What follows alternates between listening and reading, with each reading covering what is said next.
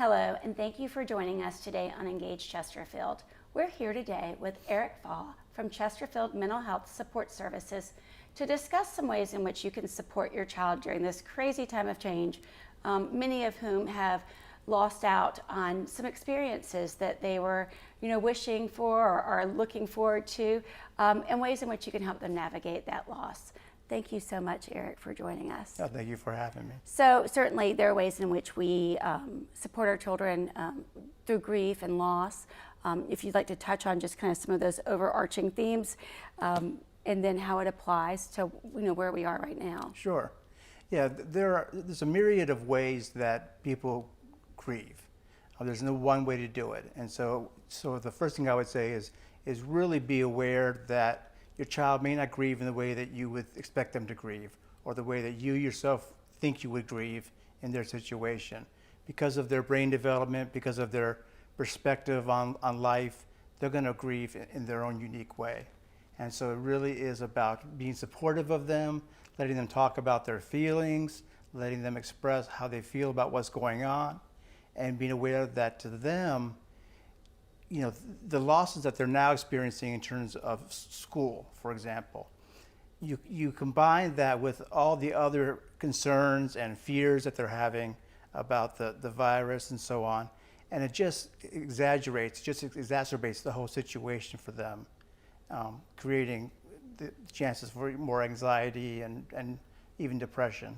And so it does last for, it doesn't last forever, and you Right. have the perspective of the adult, right? Because you know that there are other exciting things that are coming down the road. They just don't understand that yet, and it's just that's not as big to them as this is.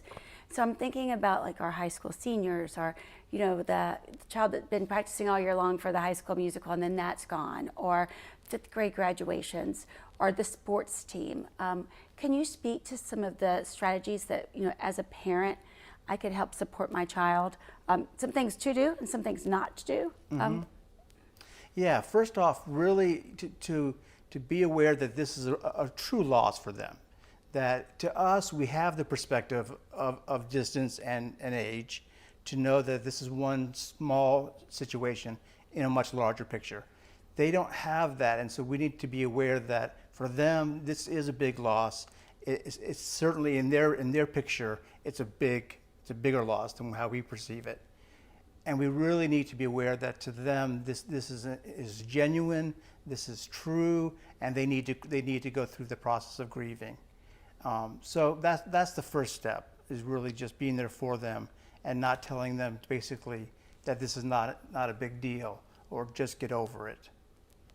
So, in those conversations, are there any things that I can do though? So just beyond saying, not dismissing it, right? But strategies in which you can kind of give them, help them kind of foster a sense of agency around their situation, or ways in which you can celebrate these milestones or situations in a different way? Yeah, I think when you touched on celebrating these milestones, that's really important, that you still celebrate these milestones as a family.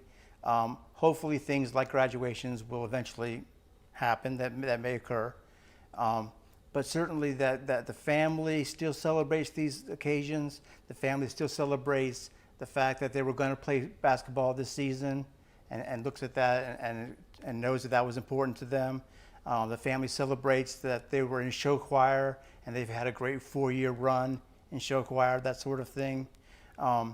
And also that you give the student a chance to communicate with other people who are going through the similar loss. So for example, if a student was supposed to play basketball this season, and they can reach out to the other students who would have been on their team and talk to them and share their loss, so that they can talk to people who really do understand and are experiencing the same thing, and have that sense of shared loss. Shared loss is a lot easier to handle than when you feel like you're all alone with a loss. And it gives you an opportunity to talk about it with someone else that is, really, it feels it at the same level. It may be differently though. And so, as children, and these are very real feelings or real kind of expressions of grief and loss, but that point to where you start to think, gosh, is this too much? Or is this not, this is not a typical, becomes atypical behavior, or it's a little bit, it goes over to depression. It goes, what are the signs that when should I be concerned beyond just my care for my child? Right, that's a very good point. You want to be aware of an unusually sad mood. And that can be a hard thing to differentiate. But really, you know your child. You know what's normal, what's sad in terms of grieving, and then what's really unusually sad. People who then start to maybe sleep a lot more. They have their sleep is disturbed. Maybe they're not sleeping as much. Maybe they're not sleeping. Maybe they're sleeping too much. That sort of thing.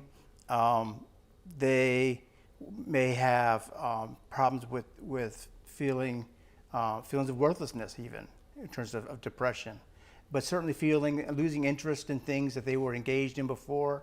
When these sort of things start to happen, then you might consider professional help. You might, at that point, understand that your student needs some extra support for what they're going through.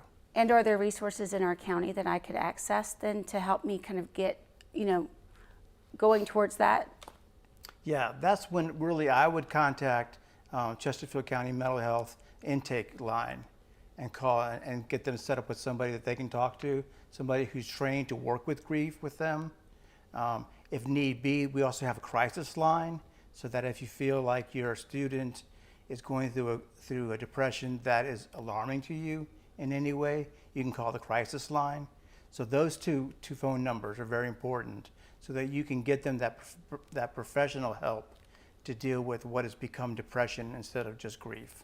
And if I just, as a parent, want to get more information about how to support my child who's going through this, is there a place that I can call there too? Yeah, you can call those numbers, or you can call our office for prevention, and we'd be glad to give you much more information on this topic. Perfect. Thank you so much for coming in today and continuing to serve our families in the community during this time.